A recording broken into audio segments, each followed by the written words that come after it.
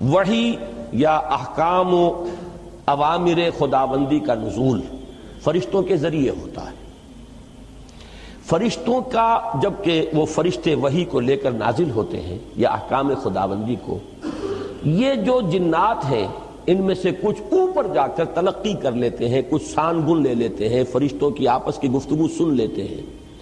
اس سے جو حقائق اور واقعات انہیں معلوم ہوتے ہیں وہ اس دنیا میں آ کر جو کاہن قسم کے لوگ ہیں، یہ عامل قسم کے لوگ، کاہن قسم کے لوگ، کہانت کا جو بازار دنیا میں چلتا رہا اور کاروبار ہوتا رہا، وہ اس اعتبار سے ہوتا تھا۔ اور آج دنیا میں جو اسپرچوئلزم کے نام سے ہو رہا ہے کہ یورپ کے اندر ایک بڑا فلسفہ ہے، بڑا فن ہے، وہ آپ کے والد کی روح کو بلوا لیں گے اور وہ والد کی روح آ کے کہے گی بھائی میں تمہارا والد ہوں، وہ یاد کرائے گی کہ میں دیکھو اس اعتبار سے پہچانو، میں اس واقعے کو ساری چیزیں وہ بیان کرے گا، اور لوگ سمجھتے ہیں کہ ہمارے والد کی یا والدہ کی یا دادا کی یا دادی کی روح ہم سے ہم کلام۔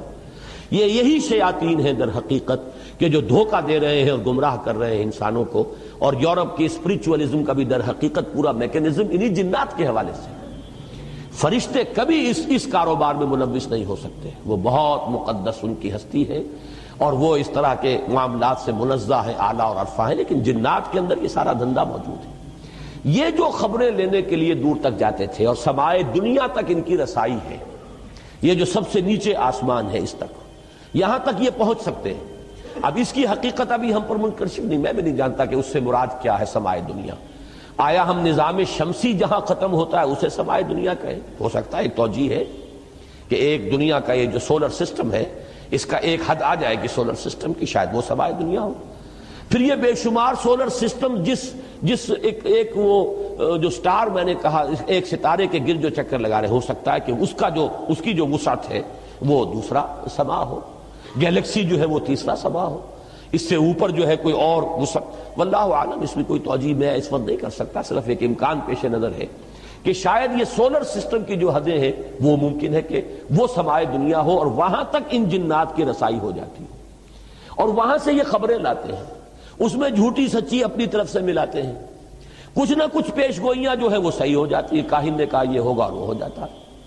اس سے ان کا دھندا چلتا ہے، کاروبار چلتا ہے، اسی سے وہ لوگوں کو گمراہ کرتے ہیں۔ لیکن یہ بات اہم ہے قرآن کو سمجھنے کے لیے، اس کا بہت اہم تھیم ہے، جب بھی کبھی اللہ کسی نبی یا رسول کو مبعوث فرماتا تھا کہہ رہا ہوں، ہے نہیں، اس لیے کہ سلسلہ بند ہو چکا اب۔ میں ہمیشہ اب محتاط ہوتا ہوں کہ اس میں ہے کا لفظ ہی استعمال نہ کیا جائے، اس لیے کہ وہ دروازہ بند ہو چکا۔ جب بھی اللہ کسی نبی یا رسول کو مبعوث فرماتا تھا اور فرشتے وہی لے کر نازل ہوتے تھے، اس زمانے میں آسمانوں پر زبردست پہرے بٹھا دیے جاتے تھے سمائے دنیا پر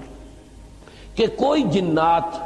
اس کی سان گن نہ لے جائیں۔ اب آپ اس کا اندازہ کیجئے، اگر کہیں وہ لے اڑے وہاں سے اور آ کر اپنے کسی کاہن کو بتا دیں کہ اب محمد پر یہ وحی آنے والی ہے صلی اللہ علیہ وسلم، تو نتیجہ کیا نکلے گا؟ وہ پہلے سے بتائے گا کہ دیکھنا کل یہ بیان کریں گے محمد کی یہ وحی مجھ پر نازل ہوئی ہے، تو سارا کا سارا معاملہ چوپٹ ہو جائے گا۔ پھر یہ کہ حضور صلی اللہ علیہ وسلم یا اس نبی یا رسول کی جو حیثیت ہے وہ ختم ہو جاتی ہے۔ لہذا نزول وحی کے دور میں بہت سخت پہرے بٹھائے جاتے تھے کہ یہ جنات جو ہے کہیں سے سان گن نہ لے لیں،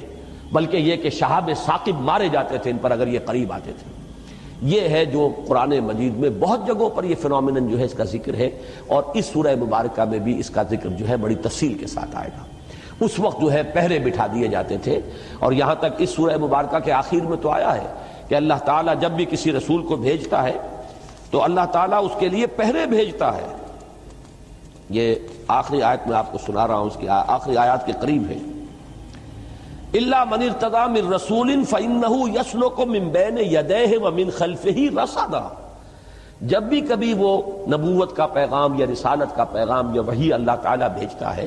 تو اس کے آگے اور اس کے پیچھے پہرا لگاتا ہے، پہرے دار بھیجتا ہے کہ اس کے اندر سے کوئی لے نہ اڑے یا اس میں کوئی اور چیز شامل نہ کروا دے، شیاطین جو ہیں، اور اس سے جو ہے اس وحی کی جو سینکٹیٹی ہے وہ مجروح ہو جائے۔ تو یہ بھی ذکر جو ہے اس سورہ مبارکہ میں موجود ہے۔ اب جیسا کہ میں نے عرض کیا تھا یہ باتیں تو ہوئی تمہیدی اور کافی طوالت ان کی آج ہو گئی ہے، لیکن یہ کہ اب ہم اس کا ترجمہ بھی کر لیتے ہیں، لیکن ترجمے سے پہلے میں عرض کر دوں قل اوحی الیہ، یہ سب سے پہلے لفظ قل پر غور کیجئے، حضور کو یہ وحی کیوں کی گئی؟ کیوں کہا گیا کہ اس واقعے سے آپ اپنے ان لوگوں کو خبردار کر دیں؟ یہ اس لیے کہ معلوم ہو جائے کہ جیسی سرکشی اے قریش تم کر رہے ہو، جن گمراہیوں میں تم مبتلا ہو، اسی قسم کے سرکش، اسی قسم کے گمراہی میں مبتلا جنات بھی تھے، لیکن دیکھو ان کے ایک گروہ نے اس کلام کو سنا ہے اور وہ ایمان لائے، انہوں نے تصدیق کی۔ تم اپنی بدبختی پر غور کرو ذرا کہ تم کہاں کھڑے ہو، تم سوچنے کے لیے تیار نہیں۔ میں جب آج سوچ رہا تھا اس پر، مجھے سورہ انعام کی آیت نمبر 89 کی طرف میرا ذہن منتقل ہوا۔ فَإِن يَكْفُرْ بِهَا هَؤُلَاءِ فَقَدْ وَكَّلْنَا بِهَا قَوْمًا لَيْسُوا بِهَا بِكَافِرِينَ۔ اگر یہ لوگ ناقدری کر رہے ہیں اس قرآن کی، اس وحی کی، یہ حکمت جو انہیں سنائی جا رہی ہے قرآن کے ذریعے سے، اگر یہ قریش جو ہیں ان کی ناقدری کر رہے ہیں تو اے نبی آپ پریشان نہ ہو، ہم نے اور قوموں کو تیار کیا ہوا ہے اس کام کے لیے کہ وہ اس کی ناقدری نہیں کریں گے، وہ اس کی قدر دانی کریں گے، اس کو حرز جان بنائیں گے، آگے بڑھ کر چومیں گے اس کو اور اس کو قبول کریں گے، لہذا گھبرائیے نہیں۔ ان یکفر بها هؤلاء فقد وکلنا بها قوما لیسوا بها بکافرین، ہم نے قومیں ایسی ہیں جو فوراً تصدیق کرے گی۔ اب ان میں اشارہ انصار مدینہ کی طرف بھی ہو سکتا ہے اور دوسری اقوام کی طرف بھی ہو سکتا ہے، پھر ان میں اشارہ ان کی طرف بھی ہے، تو یہ بھی ایک مثال ہے۔ قل کہہ دیجئے ان سے، اوحی الیہ، یہ اوحی الیہ سے اشارہ ہو رہا ہے اس بات کی طرف کہ یہ بات حضور کو خود معلوم نہیں ہوئی۔ یہ بات ذرا کھلے گی بعض حضرات کو، لیکن بات سمجھ لیجئے، جو قرآن سے ہمیں قرآن کو فالو کرنا ہے۔ اوحی ہے، مجھ پر وحی کی گئی۔ جب آپ نخلا میں قرآن پڑھ رہے تھے آپ کو معلوم نہیں ہوا، اگر ہوتا تو آپ اسی وقت اپنے صحابہ کو بتا دیتے، پھر کسی وحی کی ضرورت نہیں تھی۔ اس لیے اللہ تعالیٰ اپنے بندے کو، چاہے رسول ہو، چاہے نبی ہو، چاہے ولی ہو، کوئی بھی ہو، جتنا علم دیتا ہے بس وہی علم اس کا ہے، جو علم نہیں دیتا وہ علم اس کو حاصل نہیں ہو سکتا۔ کل کا کل عطائی علم ہے، ذاتی علم کسی کا نہیں ہے ذرہ بر، اور یہ وہ شے ہے جس کو بریلوی مکتب فکر کے بھی محققین مانتے ہیں۔ میں نے یہ حقیقت و اقسام شرک میں تفصیل سے بحث کی ہے۔ ان کے جو صاحب علم ہیں، ایک تو ہے عام واعظ، نعت گوئی کرتے کرتے وہ کئی مؤذن تھے اور نعت گو ہوئے، اس کے بعد وہ خطیب بھی ہو گئے اور وہ بلکہ خطیبوں کے سردار ہو گئے۔ وہ جو بے پرکی ہانکتے ہیں، جیسے شیعہ ذاکر ہانکتے ہیں، ہر سال نئے ڈرامے جو ہیں تصنیف ہوتے ہیں کربلا کے واقعات کے، اور نئے ڈائیلاگز جو ہیں سنائے جاتے ہیں، ان کی بات چھوڑ دیجئے۔ جو ان میں اہل تحقیق ہیں ان سے میں نے جب رابطہ قائم کیا، مثلاً ایک ساہیوال جو اب کہلاتا ہے، منمومری تھا اس زمانے میں، وہاں کے بہت بڑے عالم ہیں، بریلوی مکتب فکر کے زعماء میں سے ہیں، میں ان سے پاس گیا، میں نے کہا مسئلہ کیا علم غیب کا؟ اور صاف کہا، کتابیں نکال کے دکھائی، دیکھیے ہم 3 باتیں مانتے ہیں حضور کے علم کے بارے میں۔ حضور کا علم حادث ہے، قدیم نہیں ہے۔ حضور کا علم محدود ہے، لا محدود نہیں ہے۔ حضور کا علم عطائی ہے، ذاتی نہیں ہے۔ بات ختم ہوگا، 3 باتیں مان لیجئے تو بات ختم ہو گئی۔ اب جھگڑا کائے کا ہے؟ باقی رہ گیا یہ کس کا علم تھا کس کا نہیں تھا، یہ ہم کون ہے فیصلہ کرنے والے؟ کیا چیز معلوم تھی کیا نہیں معلوم تھی، ہم نہیں ناپ سکتے حضور کے علم کو۔ البتہ یہاں پہ ایسے اشارے مل جاتے ہیں، اس سے بات سمجھ میں آتی ہے کہ یہ بات آپ کو از خود معلوم ہوئی ہوتی تو وحی کی ضرورت نہیں تھی،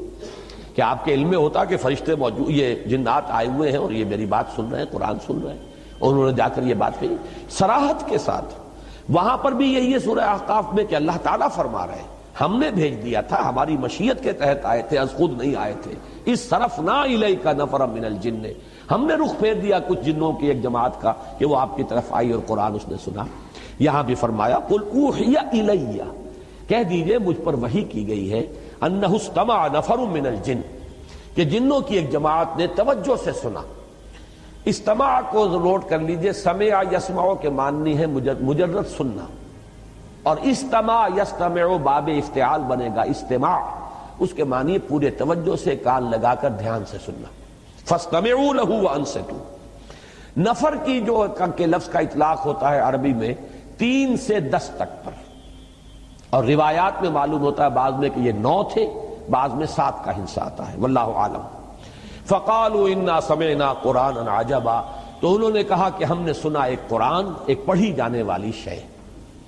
قرآن کے معنی پڑھی جانے والی شے، اور ہم نے سنی وہ عجبا۔ اب یہ عجب جو ہے یہ مصدر ہے، عجیب صفت مشبہ ہوتی ہے، عجیب، لیکن عجیب کے لفظ کو چھوڑا گیا عجبا، اور جب مصدر آتا ہے بطور صفت تو اس کے اندر بہت مبالغہ ہوتا، بہت عجیب۔ لیکن عجیب کی میں نے کئی مرتبہ وضاحت کی ہے کہ عجیب اردو میں ہم کہتے ہیں کسی شے کو جو ان یوزول ہو، غیر معمولی سی، عام حالت سے علیحدہ۔ عربی میں عجیب کے معنی ہے نہایت دل کو لبھانے والی، دل کو پسند آنے والی۔ جو آیا ہے قرآن مجید میں سورہ احزاب میں کہ حضور کو ایک موقع پر حکم دیا گیا کہ اب آپ مزید کوئی نکاح نہیں کرتے۔ وَلَوْ أَعْجَبَكَ حُسْنُهُنَّ، چاہے کسی خاتون کا حسن جو ہے آپ کو بہت ہی پسند آ جائے، دل کو لبھائے، لیکن اب نکاح کی آپ پر پابندی ہے، آئندہ آپ کوئی اور نکاح نہیں کریں۔ تو یہ عجب جو ہے در حقیقت یہ لفظ جو ہے عجیب، تو یہ کسی عجیب و غریب شے کو نہیں کہتے بلکہ دل کو لبھانے والی، بہت پسند آنے والی۔ ہم نے سنا ایک قرآن جو بڑا ہی دل کو لبھانے والا تھا، یہدی الی الرشد، رشد یہاں پر آیا ہے سبیل الرشاد کے معنی میں، جیسا کہ سورہ مومن کی آیت نمبر 39 میں وہ راستہ، رشد جو ہے بڑا جامع لفظ ہے۔ آپ 4 الفاظ بار بار دیکھیں گے قرآن میں، فوز، فائزون جس سے بنا، فلاح جس سے مفلحون بنا، سعید یعنی خوشبخت، اور یہ رشید جس سے بنا ہے رشد۔ رشد، فوز، فلاح، ویسے تو ہم الفاظ جب بولتے ہیں تو اس کو ہم اس طریقے سے جمع کر لیتے ہیں، ان میں سے ہر ایک کا اپنا ایک مفہوم ہے۔ تو اس میں رشد کا لفظ جو ہے اس میں بہت سی چیزیں جمع ہو جاتی ہیں، خوبی، نیکی، بھلائی، علم، سچائی، یہ تمام چیزیں جمع ہوں گی تو رشد۔ یہدی الی الرشد یعنی یہدی الی سبیل الرشاد، فآمنا بہ، تو ہم اس پر ایمان لے آئے، ولن نشرک بربنا احدا، یہ لام نون کے ساتھ جو نفی آتی ہے عربی زبان میں انتہائی تاکیدی، عزم مصمم ہے، اب ہم اپنے رب کے ساتھ کسی کو شریک نہیں کریں۔ اس میں اندازہ ہو رہا ہے کہ کس قدر انہیں پچھتاوا ہوا ہے کہ ہم کن حماقتوں میں مبتلا رہے ہیں، ہم کن گمراہیوں کے اندر جو ہے وہ ہم گرفتار رہے ہیں، کن وادیوں میں بھٹکتے رہے ہیں، ہم پر تو حقیقت منکشف ہو گئی۔ اللہ تعالیٰ یہی جذبہ ہمیں عطا فرمائے کہ ہم بھی کبھی اپنی سابقہ زندگی پر اس اعتبار سے پشیمان ہو، جتنی پشیمانی ہوگی اتنے ہی درجے میں عزم ہوگا اصلاح کا اور ارادہ بنے گا اپنے آپ کو بدلنے کا۔ تو یہ در حقیقت ان کی اس پشیمانی کا جو ہے ایک پیمانہ ہے، فَلَن نُشْرِكَ بِرَبِّنَا أَحَدًا وَأَنَّهُ تَعَالَى جَدُّ رَبِّنَا مَا اتَّخَذَ صَاحِبَةً وَلَا وَلَدًا، اور ہمارے رب کی شان تو بہت بلند ہے۔ یہ جد کا لفظ ہماری ثنا میں آتا ہے، سبحانک اللہم وبحمدک، تعالی جدو کا، تیری شان بہت بلند ہے۔ انہ تعالی، یہی لفظ ہے وہاں پر ثنا میں، ہمارے رب کی شان بہت بلند ہے، اس سے بہت اعلیٰ عرفہ منزہ ہے کہ وہ کسی کو جورو بنائے یا بیٹا بنائے۔ یہ بات سمجھ لیجئے، یہ چیز اللہ کے شایان شان نہیں ہے۔ کیوں نہیں ہے؟ اس لیے کہ یہ شرک کی بدترین صورت ہے۔ اقسام شرک میں اس کو تفصیل سے بیان کرتا ہوں، میرے کیسٹس بہت پھیلے بھی ہیں، عام جو ہے، اور بہت پسند کیے گئے الحمدللہ۔ اس لیے کہ بدترین شرک شرک فی الذات بنتا ہے، یہ باقی شرک فی الصفات ہے، شرک فی الحقوق ہے، شرک فی العبادت ہے، یہ شرک فی الذات ہے، سب سے زیادہ مکروہ شرک، اللہ کا سب سے زیادہ غضب اس پر بھڑکتا ہے۔ جیسے کہ سورہ کہف کی آیات، وَيُنذِرَ الَّذِينَ قَالُوا اتَّخَذَ اللَّهُ وَلَدًا مَا لَهُم بِهِ مِنْ عِلْمٍ وَلَا لِآبَائِهِمْ كَبُرَتْ كَلِمَةً تَخْرُجُ مِنْ أَفْوَاهِهِمْ إِنْ يَقُولُونَ إِلَّا كَذِبًا فَلَعَلَّكَ بَاخِعٌ نَفْسَكَ عَلَىٰ آثَارِهِمْ إِن لَّمْ يُؤْمِنُوا بِهَٰذَا الْحَدِيثِ أَسَفًا۔ اس سے بھی کہیں زیادہ پرجلال انداز جو ہے وہ سورہ مریم میں ہے، وَقَالُوا اتَّخَذَ اللَّهُ وَلَدًا، وَقَالُوا اتَّخَذَ الرَّحْمَٰنُ وَلَدًا لَقَدْ جِئْتُمْ شَيْئًا إِدًّا تَكَادُ السَّمَاوَاتُ يَتَفَطَّرْنَ مِنْ فَوْقِهِنَّ يتفطرن منه وتنشق الارض وتخر الجبال هدا ان دعوا للرحمن ولدا وما ينبغي للرحمن ان يتخذ ولدا۔ پہاڑ گر پڑنے کو ہے، زمین شک ہونے کو ہے، آسمان پھٹ پڑنے کو ہے، اس گستاخی پر کہ انہوں نے اللہ کے لیے کہا ہے کہ بیٹا اس نے بنایا، اور اللہ کے شایان شان ہی نہیں کہ بیٹا بنائے۔ آخر کیا وجہ ہے؟ تجزیہ کیجئے۔ بیوی در حقیقت کسی کے نوع سے ہوتی ہے، لہذا بالکل برابر ہے۔ انسانوں میں نوع ایک ہے، مرد اور عورت نوع تو ایک ہے، جن سے دو ہے، لیکن باقی تو ہر اعتبار سے بعضکم من بعض، نوع تو ایک ہی ہے، جس کو آپ کہتے ہیں بایولوجی میں سپیشیز۔ سپیشیز تو ایک ہے، سیکسز دو ہے نا۔ تو ایک نوع ہوا گویا کہ اگر کوئی جورو ہے کسی کی تو اسی کی نوع سے ہے، اور بیٹا ظاہر بات ہے کہ وہ تو در حقیقت وہ بھی اسی کی نوع میں سے ہے۔ بیٹا جو بھی ہوگا آخر گھوڑے کے ہاں جو پیدا ہوگا گھوڑا ہے، گدھے کے ہاں جو پیدا ہوگا گدھا ہے، انسان کے ہاں جو پیدا ہوگا انسان ہے، تو اللہ کے ہاں جو پیدا ہوگا وہ اللہ ہے۔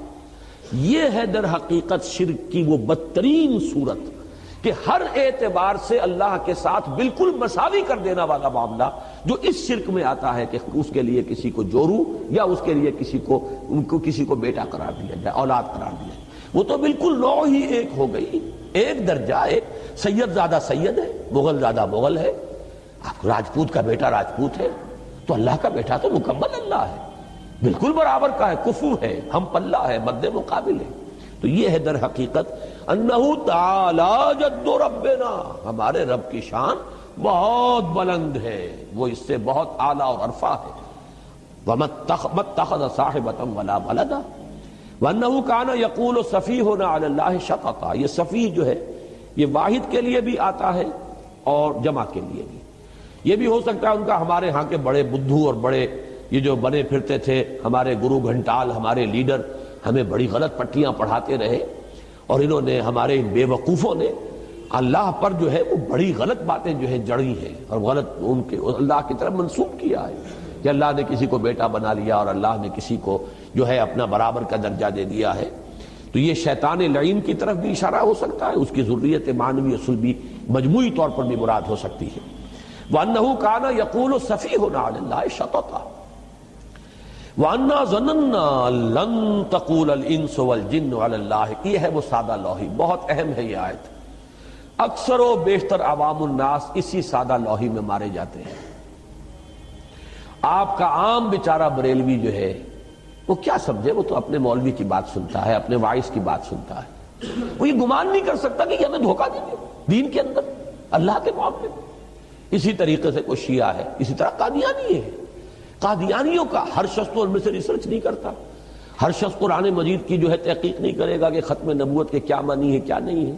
اب جو بھی ان کے ہاں ان کے وہ بٹگر ہیں، ان کے گرو گھنٹال ہیں جو پڑھاتے ہیں، وہ اپنے اسی خیال کے اندر کہ آخر یہ کس چیز پر ہمیں دھوکہ دیں گے، کیوں دھوکہ دیں گے۔ تو عوام الناس دھوکہ کھاتے ہیں اپنے رہنماؤں سے، اور اسی وجہ سے کھاتے ہیں کہ وہ یہ گمان نہیں کر سکتے کہ ہمیں دھوکہ دیں گے، کس لیے دھوکہ دیں گے، اللہ کے اوپر کوئی غلط بات جڑیں گے۔ وَأَنَّا ظَنَنَّا أَن لَن تَقُولَ الْإِنسُ وَالْجِنُّ عَلَى اللَّهِ كَذِبًا، ہم نے یہ گمان کیا، ہم اس خوش فہمی میں رہے، ہم یہی سمجھتے رہے کہ جن اور انس ایک دوسرے کے بارے میں جھوٹ بول دیں، اللہ کے بارے میں جھوٹ بولیں گے۔ وہ جس کو کہتے ہیں فارسی میں کہ بازی بازی بارش بابا ہم بازی، یہ تم کھیل کر رہے ہو، استہزاء کر رہے ہو کہ اپنے باپ اور دادا کی داڑھیوں کے ساتھ بھی کھیل کرو گے، بارش بابا ہم بازی۔ تو یہ جھوٹ جو ہے تراشنا اور جھوٹ جڑ دینا، چاہیے اللہ پر جھوٹ جڑیں گے۔ ہم نے یہ سمجھا کہ انسان ایسی حرکت تو نہیں کریں گے، یہ جنات ایسی حماقتیں تو نہیں کریں گے۔ وَأَنَّهُ كَانَ رِجَالٌ مِّنَ الْإِنسِ يَعُوذُونَ بِرِجَالٍ مِّنَ الْجِنِّ فَزَادُوهُمْ رَهَقًا، اور یہ کہ بہت سے مرد جو تھے یا انسانوں میں سے بہت سے لوگ وہ پناہ طلب کرتے تھے جنوں میں سے لوگوں کی، اس سے ان کی سرکشی میں اور اضافہ ہو گیا۔ اب یہاں امکان ہے کہ یہ زادوہم رہقا، زادو کے اندر ایک ضمیر ہے فاعلی، انہوں نے اضافہ کر دیا، ہم ضمیر مفعولی ہے ان کے لیے یا ان میں، لیکن یہ کہ اضافہ کرنے والا کون ہے، کن میں اضافہ ہوا ہے، اس میں دونوں رائے ہو سکتی ہیں۔ یعنی جنوں نے ان انسانوں کو اور گمراہ کیا، پھر اور غلط راستے پر ڈالا۔ اچھا تم اشرف المخلوقات ہو کر اور تم ہماری پناہ طلب کر رہے ہو تو ہم تمہیں ایسی ایسی وادیوں میں لے جا کے بھٹکائیں گے کہ تم جہنم کا ایندھن ہی بن کر رہو۔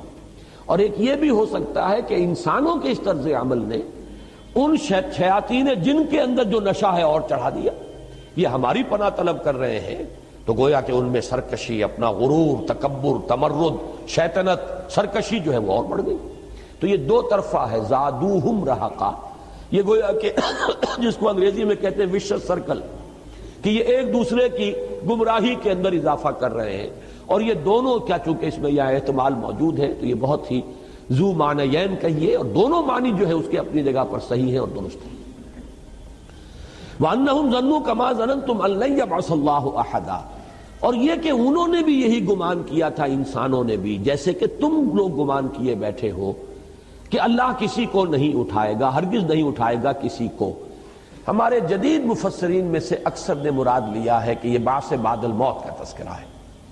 کہ جیسے تم سمجھتے ہو کہ بس مرنے کے بعد کوئی زندگی نہیں، کوئی اٹھایا نہیں جانا ہے، کوئی حساب کتاب نہیں ہے، ویسے ہی انسان بھی اس حماقت میں مبتلا تھے۔ لیکن یہ کتاب نازل ہوئی ہے، اللہ نے اپنے ایک بندے کے اوپر ہدایت اتار دی ہے، اور اب یہ حقیقت منکشف ہو گئی ہے کہ ہمیں تو اٹھایا جائے گا، حساب کتاب ہوگا، جواب طلبی ہوگی، جزا و سزا ہوگی۔ دوسری رائے یہ ہے کہ لن یبعث اللہ احد سے مراد ہے بعثت رسول، کہ وہ بھی اس گمان میں تھے جیسے کہ تم اس گمان میں ہو کہ اب کوئی اور رسول آنے والا نہیں ہے۔ میرے نزدیک یہ دوسرا مضمون ہے یہاں پر، اور یہ اللہ کا شکر ہے کہ مولانا شبیر احمد عثمانی رحمۃ اللہ علیہ نے اس کو زیادہ اہمیت دی ہے۔ تو میں اپنی رائے کے ساتھ جہاں بھی کہیں کسی ایسی شخصیت کی رائے جو ہے اس کو پا لیتا ہوں تو پھر اطمینان ہو جاتا ہے کہ متفق گردید رائے بو علی بارائے من، تو ایک اطمینان اور اعتماد ہوتا ہے۔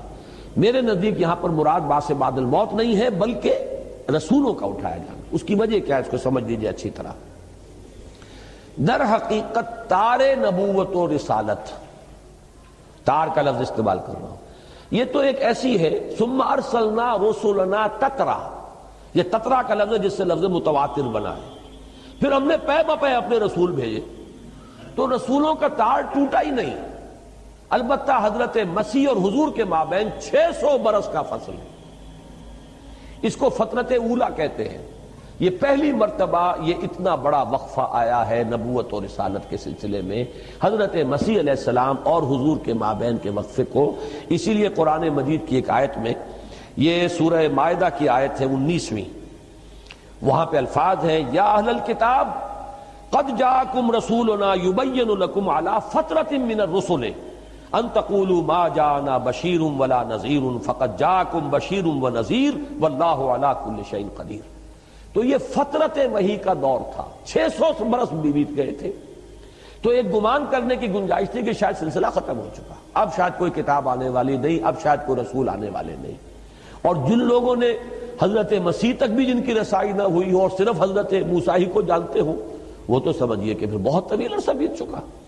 اس اعتبار سے گمان پیدا ہوا کہ شاید بس نبوت اور رسالت کا سلسلہ منقطع ہو چکا ہے، اب اللہ کسی کو نہیں اٹھائے گا۔ میرے نزدیک یہ اس آیت کا مفہوم جو ہے یہ زیادہ قرین قیاس ہے،